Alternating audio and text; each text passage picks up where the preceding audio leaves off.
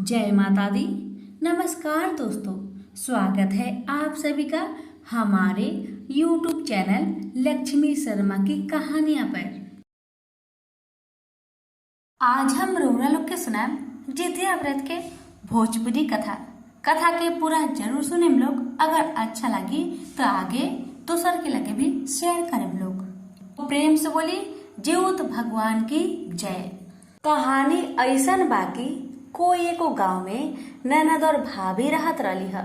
ननद शादीशुदा रही है और ननद भौजाई दोनों जन मिलके जीवित पुत्रिका के व्रत करत रहे लोग। तभी जीवतिया के पर्व आई तो ननद का करिहन ससुरारी से 2-4 दिन पहले जीवतिया व्रत के 2-4 दिन पहले अपन नैहर चलावत रही है। ये सोच के कि ससुराल में अगर हम रहेम तो जीवतिया व्रत रही तो भूखले में हमके सारा काम काज करे पड़ी। यह सोच के वो नैहर चलावत रही है और अपन नैहर में महारानी के जैसे रहत रही है। आराम से दिन भर सुतर रहियन, कोई काम धाम तक करियन ना। सोचियन हमार भौजाई तो बढ़ले बड़ी तो हम काहे खातिर काम करी। कभी अपन भौजाई के मदद ना करत रही है, लेकिन भौजाई तो दिल के बहुत अच्छा रही है। अपन ननद के हरकत पर उनका थोड़ा भी बुरा ना लगत रहे। वो बहुत मानत रही है अपन ननद के। अब जब भी जितिया के व्रत आई तो दोनों ननद भाभी विधि विधान के साथ जितिया के व्रत करत रही है। लेकिन ननद का करत रही है पता बरुआ लोग के। ननद का करत रही, नहा खाए के दिन तो अच्छा से नियम करते रही है, काहे कि नहाए खाए के दिन तो रात के खाना खाए ले जाला रहल। भोर में 3 बजे जब हमने के जीवत भगवान के भोजन देनी तो भी भोजन दे दिली। भोजन दे के बाद भरपेट भोजन खाए ली। ऐसे तो हमने के भी करेनी, सभी कोई करेनी। 3 बजे जीवत भगवान के भोजन दे के पूजन करके फिर हमने के भी भोजन करेनी और अपन मुंह के अच्छा से साफ करेनी। वो लोग भी ऐसे ही कैलक लोग। अब तो रहे निर्जला व्रत। दिन भर ननद और भाभी दोनों जन मिलके उपवास रहेला लोग और शाम के समय में नहा धोआ के जीवत भगवान के पूजा करेला लोग और कथा के सुनेला लोग।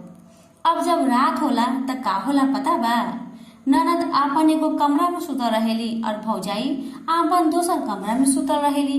अब होला ई कि घर परिवार खातिर तो खाना पीना बनले रहे। 2 जन व्रत रहे ना, ननद और भाभी, तो घर में और भी आदमी रहे ना, सास ससुर सब कोई तो बा। वो लोग खातिर तो खाना बनाए के रहे तो खाना बनल रहे। अब खाना बनल रहे तो का होला, जब रात होला नु भौजाई तो सोच जाली, ननद आधा रात के उठ के का करेली, पेट भर के खाना खा लेली और पानी पी के सुत जाली। अब ऐसे करे से का होला, ननद के तो व्रत टूट गई। अब व्रत टूटे से का भइल कि ननद जब भी गर्भ धारण करत रही है उनकर जीवतिया व्रत के प्रभाव से बेटा तो होत रहे, लेकिन बेटा 4-5 दिन जी के मर जात रहन। लेकिन उधर भौजाई उधर विधि विधान से जीवतिया का व्रत करेली, इसलिए उनकर गर्भ धारण होला था। उनकर भी पुत्र होला। जीवत भगवान की कृपा से भगवान उनकरा के भी बेटा दिलन, लेकिन उनकर बेटा बहुत सुंदर स्वस्थ हष्ट पुष्ट होला और उनकर बच्चा के आयु लंबा भी होला। अब तो ऐसे ही दिन बीते लगेला। अब जब भी जीवतिया के व्रत आई तो ननद वैसे ही करिहन। जीवतिया के व्रत तो करिहन, लेकिन आधा रात के का करिहन कि भर पेट लुका के भोजन करके पानी पी के सो जाइहन। यही कारण से ननद के कोई भी संतान जियत ना रहे। उनका गर्भ धारण ठीक होते रहे, भगवान की कृपा पुत्र होते रहे, लेकिन व्रत के अधूरा करे के कारण उनका बेटा भी 2-4 दिन जी के मर जात रहे। अब तो सास ससुर सोचेलन का बात बा कि हमनी के पतोहिया जीवतिया व्रत करतारी, फिर भी जीव भगवान कहाँ सुतल बने कि इनकर बेटा होते होते मर जाता और इनकर भौजाई के तो ठीक है इनकर बेटा जियता लोग। फिर हमार पतोहिया के साथ ऐसे काहे होता? ये नैहर जातरी लागता, यही कारण इनकर बेटा जियत नहीं खे। यही सोच के सास ससुर कहे लोग, सुनाया कन्या, ई साल तू नैहर मत जइहा, ई साल तू ससुराल में रह के जीवतिया का व्रत कर। तू नैहर में जा तरु जीवतिया का व्रत कर तरु, तहर बेटा तो ठीके होता, लेकिन बेटा 2-4 दिन जी के मर जात रहन। आ तहर भौजाई के देखा लड़का कितना बड़ भइल बरन। तहर साथ ऐसा काहे होता? लागता तहर नैहर तारा के सूट नहीं करत। एक काम करा, तू इस साल ससुराल में ही जीवतिया के व्रत कर, का पता तहर बच्चा जी जाओ। अब जब ई साल आयल, 3 साल के जीवतिया व्रत आयल तो ननद तो अपन ससुराल में जुतिया का व्रत करेली और भौजाई भी अपन ससुराल में ही रहेली, वो तो वहीं पे जुतिया व्रत करेली। लेकिन ननद के चाल तो ठीके ना भई रहे, वो जुतिया व्रत तो कईबे कैली लेकिन उहे चाल चलली, आधा रात के उठ के पेट भर के भोजन कर लेली। अब होई तो होई का उनकर साथ है। अब उहे भई फिर से जब गर्भ धारण कैली, बेटा तो होला लेकिन 4-5 दिन जी के मर जाला। अब सास ससुर पूरा परेशान हो गए जी का बात बा, हमार कन्या के लेकुआ जियत काहे नइखे, ई जुतिया व्रत करे से लइकन के तो आयु लंबा होला, तो फिर हमार कन्या के साथ उल्टा काहे होता, ई कारण के पता लगाए पड़ी। यह पता लगाए खातिर सास ससुर लोग का करेला लोग, उहे गांव के कुछ दूर में एगो बाबा के आश्रम रहे। दोनों सास ससुर मिलके उहे बाबा के आश्रम में गए लोग, बाबा के गोर छुके प्रणाम करा लोग और अपन पतोहिया के सारा कहानी बाबा से सुनावा लोग। तो बाबा तो बहुत ज्ञानी रही। हाँ, उहे समय बाबा अपन आँख के बंद करके ध्यान लगा के देखेनी तो उनकर तो सारा कहानी मालूम चल जाला। जो उनकर पतोहिया तो जुतिया के व्रत करेली लेकिन अधूरा करेली, तो उनकर बेटा कैसे जीहन। अब साधु बाबा कहेनी राउर पतोहिया तो जुतिया का व्रत ठीके करेली लेकिन अधूरा करेली। वो का करेली, निर्जला व्रत के दिन राति खाने पेट भर के खाना खा के पानी पी के सुत जाली। तो उनकर साथ अब का होई रुआ लोग बताई। राउर पतोहिया तो व्रत के तोड़ देता रही और झूठ मूठ के कहेली हम व्रत करता नहीं। इतना दिन से उनकर साथ ऐसा होता, उनकर बेटा 2-4 दिन तक जियता, उनकर अभी भी अकल ठिकाने ना आई। आपन पतोहिया से बोली रुआ लोग, वो अगर जितिया के व्रत विधि विधान के साथ नियम पूर्वक करिहन तो उनकर बेटा जरूर जी जइहन। जीवत भगवान की कृपा जरूर है उनकर पे, उनकरा के समझाई उनकर सभी मनोकामना पूर्ण होई। अगर जितिया का व्रत नियम पूर्वक करिहन, भगवान के प्रसन्न करिहन तो उनकर भी मनोकामना पूर्ण जरूर होई। अब साधु महाराज के बात सुन के सास ससुर घर में आयला लोग, मन उदास करके आयला लोग कि हमार कन्या कैसन निकल गई, ये व्रतो करेले तो कैसे करेले, आधा रात के उठ के भोजने कर लेतिया। अब सास ससुर का करेला लोग, नैहर में फोन कर देला लोग कन्या के, उनकर भौजाई को बुलाएला लोग और उनकर भौजाई के सारा कहानी बताएला लोग कि राउर ननद ऐसे करके व्रत करेली, जितिया व्रत तो करेली लेकिन निर्जला व्रत के दिने राति खानी भोजन करके सूत जाली, यही कारण उनकर बच्चा जियते नहीं थे। भौजाई कहेली अच्छा ऐसा बात बा, ठीक बा, इस साल जब जितिया व्रत होई ना हमें चले अपन ननद के लगे और वही पे रख के हम अपन ननद के साथ ही रहे और उनकर पे नजर रखे और नियम पूर्वक उनकर से भी जितिया के व्रत हम करवाएं। रुआ लोग चिंता मत करी, सब कुछ ठीक हो जाये। फिर भौजाई अकेले में अपन ननद के सारा बात बताईली और उनकरा के समझाईली कि देखी ननद जी, रुआ का करतानी, रुआ जितिया के इतना साल से व्रत करतानी और रुआ रात के भोजन कर लेतानी, राउर संतान तो जियते नहीं खे, रुआ व्रत के तुरतानी तर और बच्चा कैसे जी बताई, ऐसे करल ठीक नहीं खे। भगवान के व्रत नियम पूर्वक श्रद्धा भक्ति के साथ करल जाला, आदमी तो व्रत डर डर के करेला और रौरा भोजने कर लेनी। जितिया व्रत के दिन तो जौन दिन हमने के निर्जला उपवास रहेनी वो दिन तो एगो खरो ना तुरेनी और तू भोजने कर लेलू, पानी पी लेलू, तहर दिखत नहीं की आँख से कि तहर बच्चा 2-4 दिन जी के मर जाता, तब तू ऐसा पाप करते आवता रू। इस साल ध्यान रख, हम तहार साथ रहे और तहार साथे व्रत करे, तू भी नियम पूर्वक विधि विधान से व्रत कर, जीवत भगवान का लगे हाथ जोड़ और माफी मांग जे हे जीवत भगवान अब से जो गलती कैनी आगे से अब ऐसा कोई गलती ना हुई, हम नियम पूर्वक विधि विधान के साथ और व्रत करें और कथा के श्रवण करें, हमार गलती के माफ करी। अब तो ननद भी प्रतिज्ञा कर लेली, हे भाभी हमार से गलती हो गई, हमरा के माफ कर दो, अब से हम भी अगले साल जितिया के व्रत के नियम पूर्वक विधि विधान के साथ करें। इतना कह के ननद अपन सास ससुर के लगे जाएली, उनकर भी पैर छू के माफी मांगेली, हे सासू जी हे ससुर जी हमसे बहुत बड़ा गलती हो गल बा, हमसे बहुत बड़ा पाप हो गल बा, हमरा के माफ कर दी और हमरा के आशीर्वाद दी कि अगला साल के जितिया व्रत हम नियम पूर्वक विधि विधान से कर सकी, हमरा के शक्ति दी, हमरा के बुद्धि दी। अपन कन्या के बात सुन के सास ससुर के गुस्सा शांत हो जाला, वो लोग माफ कर देला और वो लोग आशीर्वाद देला। ठीक बा कन्या जा, भगवान तहार सब मनोकामना के पूर्ण करियन, तारा के इतना शक्ति दिहन कि तू जिउतिया व्रत के विधि विधान से कर सकबो। अब जब अगला साल जिउतिया का व्रत आयल तो खुदे ननद अपन भौजाई के साथ मिलके सारा काम धाम कैली। लेकिन जितिया व्रत के दिन, निर्जला व्रत के दिन वो लोग ना सब्जी काटेला और ना ही कोई खर तोड़ेला। नियम पूर्वक विधि विधान के साथ व्रत करेला लोग। शाम के समय में नदी में नहा के पूजा पाठ करके अपन गला में जिउतिया पहनेला लोग। ननद खाली धागा पहनेली और भौजाई जिउतिया एगो पहनेली। काहे कि उनकर एगो बेटा रहे ना, जेकर बेटा रहेला उ जिउतिया पहनेला और जेकर बेटा ना रहेला उ सिर्फ जिउतिया के धागा पहनेला। तो भौजाई के एगो बेटा रहे तो भौजाई एगो सोना के जिउतिया बना के कथले रही है धागा में। इस साल ननद बहुत विधि विधान के साथ जीउत भगवान के पूजन करेली, कथा के श्रवण करेली और जीउत भगवान से प्रार्थना करत रहेली, हे जीउत भगवान हमार जितना भी गलती भूल सबके क्षमा करी और हमार मनोकामना के पूर्ण करी। इस बार त ननद पूरा विधि विधान के साथ जिउतिया का व्रत करेली। दिन भर रात भर जीउत भगवान से प्रार्थना करत रहेली, उनकरे ध्यान लगा के रहेली। ई बार के व्रत से तक जीउत भगवान बहुत प्रसन्न भइनी। फिर दोनों ननद भाभी सुबह जब होला घर में पूजन पाठ करके गरम गरम भोजन बना के पारण करेला लोग। अब पारण करे के बाद कुछ दिन बाद फिर ननद गर्भ धारण करेली। इस बार उनकर बच्चा तो बेटा होला, स्वस्थ होला, हष्ट पुष्ट होला और जी जाला। अब तो ननद के खुशी की ठिकाना ना रहे। ननद अपन ससुराल में खुशी पूर्वक रहे लगली और हर साल नियम पूर्वक जीउत पुत्रिका के व्रत करे लग गई और गांव में ये बात फैला देली कि जे भी माई जीउत पुत्रिका के व्रत करो, नियम पूर्वक करो, श्रद्धा भक्ति से करो, उनका सभी मनोकामना जीउत भगवान जरूर पूरा करे। हे जीउत भगवान, जैसे रोरा ननद पे कृपा कैनी, उनकर गलती की क्षमा कैनी, वैसे ही जितना माताएं जीउत पुत्रिका के व्रत करेली, अगर उनकर से कभी गलती से भी गलती हो जाओ ओकरा के माफ करी, उनकर संतान के रक्षा करी। जेकर संतान बा ओकर संतान के रक्षा करी, जेकर संतान नहीं है ओकरा के संतान दी। तो प्रेम से बोली जीउत भगवान की जय, जीउत मैया की जय।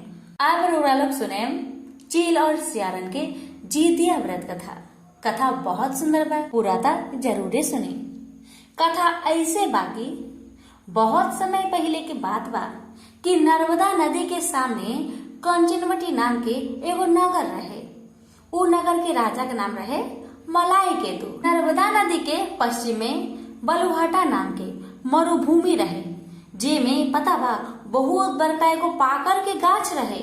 पाकर के गाछ रहे, वे गाछी में एगो चील रहत रही है और गाछी के नीचे एगो गुफा रहा। गुफा छोटा सा गुफा रहे, वही में एगो सियारन भी रहत रही है।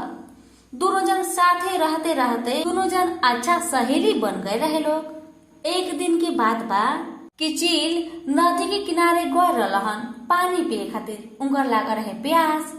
वो दिन का रहे पता बा, वो दिन जितिया के व्रत रहे। बहुत सारा महिला उ टाइम में नदी के किनारे जाके जिउतिया व्रत करत रही है, पूजन करत रही है। तो चील नदी के आस पास के जो एगो गाछ रहे वे गाछ में बैठ के पूजन के देखत रही है। चील में इतना शक्ति रहे कि महिला लोग के बात समझे आवत रहे। उनकर महिला लोग बात करत रहे कि व्रत बेटा खातिर करल जाला, बच्चा के लंबा आयु खातिर करल जाला। तो चील भी सुनत रही है, सबके पूजा पाठ कैसे करल जाला ओके देखत रही है, समझत रही है। उहे देख के उनकर मन में भी आए काश हम भी जितिया का व्रत कर सकती। तो उहे देख के मन में ठान लेली जे हम तो जितिया का व्रत जरूर करें, अपन बच्चा के सलामती खातिर जितिया का व्रत जरूर करें। सब महिला पूजन पाठ करके जब घर चल जाली तो चील भी वहां से पानी पी के चल आवेलन। अब अगला साल मन में ठान लेलन कि हम जितिया का व्रत करें। अब व्रत करे से पहले चील का करेलन, सियारिन से पूछलन, सियारिन तू भी जितिया का व्रत करा ना। जितिया का व्रत करे से बच्चा के आयु लंबा होला, जीउत भगवान की कृपा से बच्चा के रक्षा होला, बच्चा शक्तिशाली होला। हम जितिया का व्रत करें, तू भी कर। जितिया का व्रत आए वाला बा, हमें के दोनों जन मिल के जितिया का व्रत करेंगे। अब चील के बात सुन के सियारिन कहली ठीक बा, चला सहेली तहार कहे से हम भी जितिया का व्रत कर लेतानी। और जब जितिया का व्रत आयल चील सियारिन दोनों जन भूखल रही है लोग। का भइल पता बा? ओही दिन का भइल जे उहे गांव के एगो बहुत ही धनवान सेठ के मृत्यु हो गई और उनकर दाह संस्कार भी उहे मरु स्थल पर कल जाला जहाँ चील और सियारन रहत रहे लोग। तो जैसे आधा रात होत जाला, सियारिन के भूख लाग जाला, उ तो मुर्दा के देख के आपन भूख के रोके ना सकेली और उनका व्रत टूट जाला। तो जाके भर पेट मांस खा लेली और उनका व्रत टूट जाला। पर चील तक विधि विधान से संयम रख के व्रत के पूरा करेलन और अगला दिन सुबह के समय में नदी में जाके डुबकी लगा के फिर पारण करेलन। तो ऐसे ही दिन बीते लागल। कुछ समय बाद चील और सियारन दोनों की मृत्यु हो जाला। मृत्यु के बाद दोनों सहेली यानी कि चील और सियारन एगो ब्राह्मण परिवार में बेटी के रूप में जन्म लेना लोग और उनका पिता का नाम रहेला भास्कर।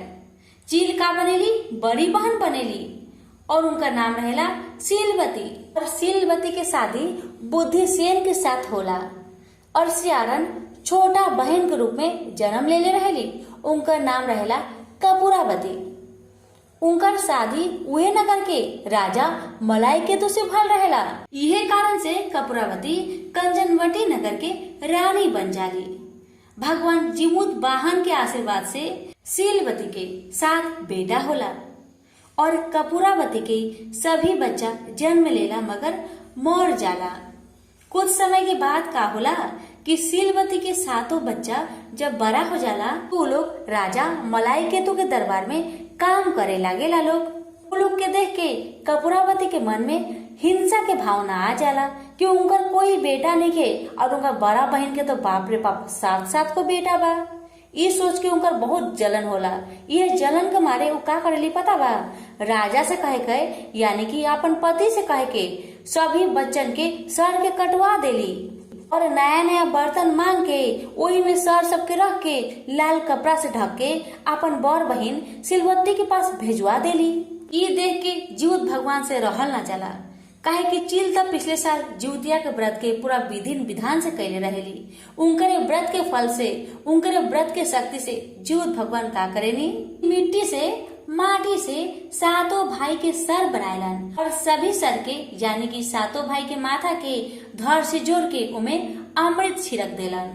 जैसे उ लोग में जान आ जाला, 7 भाई जिंदा हो जाला लोग और खुशी मन से घर आवेला लोग।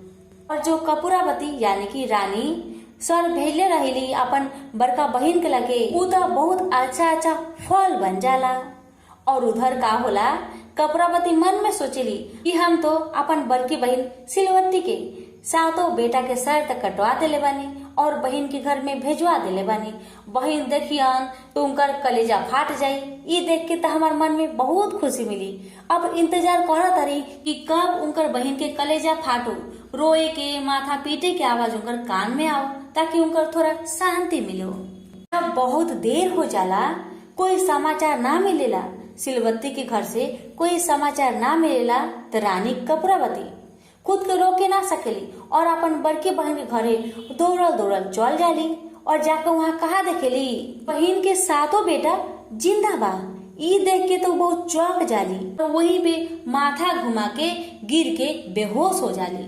वो होश में आयली तो उनकर बड़का बहन उनका से सारा बात बताईली कि पिछले जन्म में हम चील रनी हा और तू सियारन रहलू हा। हम तो नियम पूर्वक जीवतिया के व्रत कैले रहनी हा और तू तो व्रत के तोड़ देलू हा। जीवतिया व्रत के दिने मांस खा के अपन व्रत के तोड़ देलू हा। यही कारण तार बच्चा होत नहीं खे और होता था जियत नहीं खे और हम व्रत नियम पूर्वक कैली हा बोल के हमार बेटा जीवित बा। जब अपन बड़की बहन से कपूरावती ई सारा कहानी सुनेली तब उनकर बहुत पछतावा होला, बहुत दुख होला। अब भगवान जीवत वाहन की कृपा से सिलवती की वो जगह भी याद आ जाला जहाँ सिलवती चील के रूप में रहत रही है और कपूरावती सियारन के रूप में रहत रही है। अब तक सिलवती अपन छोटी बहन के कपूरावती के वह पाकर के गाछी के लगे लेके जायली और वहाँ के सारी कहानी बताईली। ये सब जान के कपूरावती वही पे बेहोश हो जाली और उनकर जान निकल जाला। जब ये बात राजा के मालूम चलेला यानी कि उनकर पति मलाई केतु के मालूम चलेला तू का करेलन उहे पाकर के गाछ के नीचे कपूरापति के दाह संस्कार कर देलन। ये कहल जाला ना, कभी कोई से जलन ना करे के, ईर्ष्या ना करे के, काहे कि अगर हमने की बुरा करे तो कभी हमने के साथ अच्छा ना हो। इसीलिए सभी के साथ अच्छा करे के चाहिए, भगवान से प्रार्थना करे के चाहिए जे भगवान सबके रक्षा करी। कहल जाला ना कि कर भला तो हो भला, अच्छा करे से अच्छा होला और बुरा करे से बुरा ही होला। कहानी रुआ लोग के कैसा लागल? अगर अच्छा लागल हो तो कमेंट बॉक्स में जीवत भगवान की जय जरूर लिखी। अगर हमारे चैनल में रुआ लोग नया बनी तो चैनल के सब्सक्राइब भी कर ली। जीवत भगवान सभी के बच्चन पर अपन कृपा सदा बनाए रखी। तो सभी मिलकर बोली जीवत भगवान की जय, जीवतिया मैया की जय। अब हम जो रुआ लोग के कथा सुनाए जाता नहीं, ये कथा बहुत है दुख भरा बा। ये कथा सुन के राउर आंख में पानी तो के होतिया आए के ही बा, दिल फाटे लगी राउर, इतना कष्ट वाला बा। ये कहानी सुन के तो खुदे हमार रोआई आए लगेला, इतना दुख के कहानी बा। ये कथा में जैसन भइल बा भगवान ना करे कभी कोई के साथ होखो। हम रुआ लोग से हाथ जोड़ के प्रार्थना कराता नहीं कि रुआ लोग कथा के पूरा सुने और दुनिया भर में शेयर करी। ये कथा सभी कोई जानो, सभी कोई सुनो, सभी कोई के आंख खुलो। तो एक बार प्रेम से बोली हमारे साथे साथे जीवत भगवान की जय। अब सुनी हाई कथा।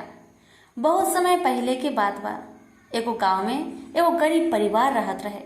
वो गरीब परिवार में के करे पता बा? दुगो बेटा, दुगो बहू और एगो माई। पापा ना रहन, उनका देहांत हो गए रहे और दोनों बेटा के नया नया शादी भई रहे।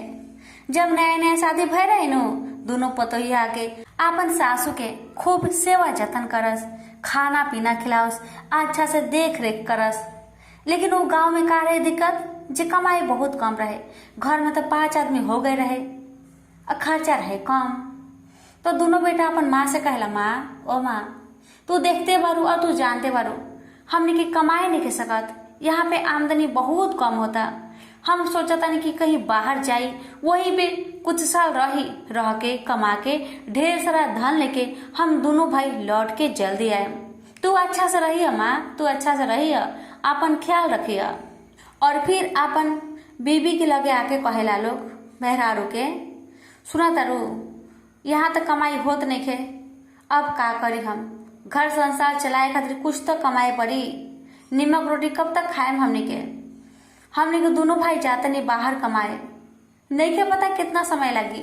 कोशिश करें जी जल्दी से जल्दी आई, हो सकेला 1 साल 2 साल लाग सकेला, लेकिन हमने की कोशिश रही जल्दी से आई। जब बहुत सारा धन कमा लेम नु तो हमने की जल्दी से चले। तू दोनों हमार माई के ख्याल रखिए, आपन ख्याल रखिए। और बीच बीच में हम तहर लोग की खबर लेत रहे जी तू लोग कैसन बारू, माई कैसन बारी, हमने की कैसन बारी, सारा खबर देत रहे। इतना कहे के दोनों बेटा घर से तो निकल जालन। अब दोनों बेटा जैसे घर से निकल जालन बाहर कमाए खातिर, अब तमाशा शुरू होता। दोनों पतैया एकदम बदल गई, दोनों पतैया एकदम बदल गई। अपन सास के इतना दुख देता रही कि का बताई रुआ लोग से। अपन सास से सारा घर के काम करवावस, खाना बनवावस, यहाँ तक कि अपन अपन कपड़ा भी अपन सास से ही धोवावस लोग। और सासू माँ खाना बना दी, हाँ दोनों पतैया मिलके खाना पेट भर के खा लेते रहे लोग। सास खातिर तो खाना बचते ना रहे। दोनों पतैया के ई रूप देखे सास के तो बहुत दुख लागल और मन में सास कहे लगली, वाह हमार बेटा के लगे कितना निमन बन के रहे हमार दोनों पतो, और आज डाइन बनल बा लोग। हमरा के तो भोजन ही देत नहीं खेलोगी लोग, हमरा से खटवावता लोग, हमरा से काम करवावता लोग, तब बहुत हम खुश बानी, लेकिन हमरा के भोजन नहीं खे देत लोग। ये सोच के सास के बहुत दुख लगो। दुखी मन से सास था रोज घर के काम काज करते रही है। ऐसा कुछ व्यवस्था ना रहे कि सास अपन बेटा से दोनों पतैया के बात जनैहन, कोई सुविधा ना रहे। और घरवा ऐसा जगह में रहे कि आस पड़ोस के लोग भी बहुत कम आवत रहे। वो लोग के जहाँ घर रहे नु बहुत खाली जगह में घर रहे, आस पड़ोस के घर भी ना रहे, दूर दूर घर रहे। सास के उम्र हो गए रहे, कैसे कहाँ जइहन और कैसे लोग के खबर जनिहन जे हमार पतोहिया हमारे साथ का करता रही। बेचारी के दुख लिखा रहे, उनकर बहुत गत होत रहे। बिना खाना पीना खाए काम काज करते करते एक दिन का होला, सास तो मर जाली। अब दोनों पतोहिया तो बहुत खुश होला लोग, अच्छा भइल की आफत मर गई। अब जैसे सास मर जाली दोनों पतोहिया मिल के आपन अपन दुल्हा के लगे फोन करेली, कहली सुना तनी जी राउर माई तो मर गईली, बहुत दुख दिली है राउर माई, हमने के बहुत दुख दिली है, घर के सारा काम काज करई हन, पेट भर के खाना भी ना देत रही है, रुआ लोग रुआनी तो अच्छा से रहत रही हमने के साथे, बहुत गलत कैली राउर माई। इतना बात होए के बाद दोनों बेटा विदेश से अपन घर में चल आवेलन, और जैसे ही बेटा घर में आवेलन तो पतोहिया का कहेली पता बा, सुनी जी अपन माई के कहीं नदी चाहे नाला में फेंक दी, लकड़ी उकड़ी किने के जरूरत नहीं के, फालतू में पैसा बर्बाद होई, पैसा कौड़ी तो हईले नहीं के, ना जलाए पर इनकरा के इनकर लाश के नदी में फेंक दी चाहे नाला में फेंक दी। अब दोनों बेटा पतोहिया का बात सुन के औसने करेला लोग, अपन माई के नाला नदी में फेंक देला लोग। क्रियाक्रम तो करबे ना करेला लोग। अब होला का पता बा, माई के तो क्रियाक्रम भइल ना, नदी में फेंक दिल गई। अब माई के जो आत्मा बा उनका के शांति मिलत नहीं के, बेचारी जहाँ तहाँ भटका तारी, ना पानी मिलता और ना शांति। अब आगे का होला चली कथा में सुनी। अब तो दिन ऐसे ही बीतत जाला, 1 साल हो जाला, दोनों बेटा अपन माई के क्रियाक्रम ना कैले रहेला लोग। होला ही कि कुछ दिन बाद जिउतिया के पर्व रहे, और अब जिउतिया के पर्व जब आए तो वो लोग तो सभी जानबे करे नहीं, कहे जिउत भगवान के 3 बजे भोर में भोजन दिल जाला झिंगुनी के पत्ता पर, हम सभी लोग देनी, रुआ लोग भी देनी। जेकर छत बा उस छत पे भोजन देला लोग, जेकर छत नहीं खे वो अपन घर के मचान के ऊपर चाहे टीना के ऊपर रख देला लोग। तब जिउतिया के दिन रहे, सभी माई 3 बजे भोर में जिउत भगवान के भोजन देले रहेला लोग। वही टाइम में जिउत भगवान सभी के घर में आवत रहलन, घूमत रहलन भोजन खाए खातिर। तभी जिउत भगवान का नजर पड़ेला एगो टीना के ऊपर, वही टीना के ऊपर वही माई के आत्मा रहे, और जो महिला लोग, जो माँ लोग जिउत भगवान के भोजन देले रहे लोग ना, वो लोग रोटी सब्जी बना के देले रहे। तो जो रोटियां टीना पे दिया रहे ओकरा के तो बिलाई लेके भाग गई, और जो सब्जी रहे वही टीना पे गिर गए रहे।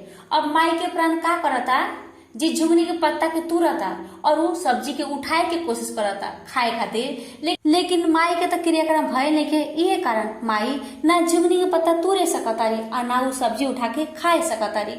इहे देख के जिउत भगवान के बहुत दुख लागेला।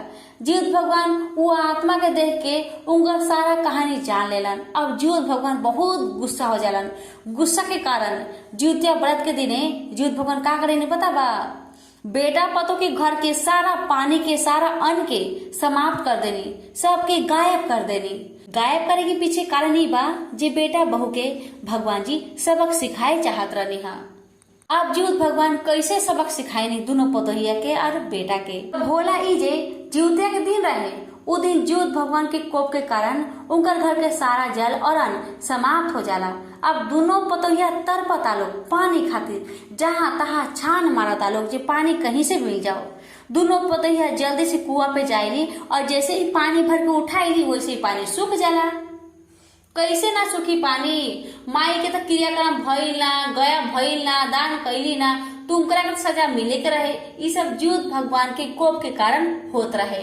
इसीलिए कोई भी पतो के अपन सास ससुर के कभी दुख ना दे के चाहिए, चाहे माँ बाप हो चाहे सास ससुर हो, कभी दुख ना दे के चाहिए। अच्छा करे से अच्छा होला, बुरा करे से बुरा होला। हमेशा अच्छा करे के चाहिए ताकि आदमी के आगे के जीवन अच्छा से बीतो, खुशी खुशी बीतो। हमेशा यही कोशिश करे के चाहिए। अब तो इधर दोनों पतोहिया पानी खातिर तरपतारी, उधर सास वो भी बेचारी पानी खातिर तरपतारी। बेटा लोग तो क्रियाक्रम कईबे ना कैलन तो पानी कैसे मिली? उनकर लाश के तो नदी में फेंक दिया गई तो कैसे उनकर शांति मिली? उधर माई अशांत बाड़ी, इधर दोनों पतों के जिउत भगवान अशांति देले बानी। अब जैसे रात होला जिउत भगवान दोनों बेटा के सपना में जाके कहे नहीं, देखा तू लोग तो अपन माई के साथ बहुत गलत कैला, माई के नदी में फेंक देला, ना क्रियाक्रम कैला ना गया कैला, तहर माई की आत्मा तो जहाँ तहाँ भटकत बा। एक बूंद पानी खातिर न पानी मिलाता ना शांति मिलाता तहर माई के, इसीलिए तहर दोनों बीबी के हम अशांति देले बानी। अगर तू अपन भलाई चाहेला तो अपन माई के क्रियाक्रम करावा, वरना तहर लोग के साथ भी बहुत गलत हुई। कैसन बेटा बाला तू लोग, कैसन बेटा बारा, माई के जिंदगी में शांति ना दिला, मरे के बाद भी शांति ना दिला। इतना कह के जिउत भगवान अंदर ध्यान हो गई नी और अब उधर दोनों पतोहिया के सपना में गई नी। अब दोनों पतिया से का कहते नहीं भगवान, अच्छा लागल दिन भर उपवास रह के बिना पानी के तरफ के, अच्छा लागल सोचा तहर सास 1 साल से पानी खातिर तड़पतारी, उनकर कैसन लागता बतावा, उनकर आत्मा जहाँ तहाँ भटकता, उनकरा के तू लोग शांति ना देलू तो तू लोग के शांति कहाँ से मिली, तू लोग भी भोगा तो लोग के भोगे पड़ी। सपने में ही दोनों बहू हाथ जोड़ के जीउत भगवान से माफी मांगे ला लोग और कहे ला लोग, हे भगवान हमसे गलती हो गल, हमने के माफ कर दी, हमने के सासू माँ के क्रिया और गया सब कुछ करवाए, रुआ हमने के माफ करी। तो भगवान कहे नहीं ऐसे माफी ना मिली, जब तक तहार सास के शांति ना मिली तब तक तू लोग शांति से ना रहबो। अब दोनों पतोहिया फिर से जीउत भगवान के हाथ जोड़ के माफी मांगे लगे ला लोग, हे भगवान माफ कर दी, माफ कर दी, हमने के माफ कर दी।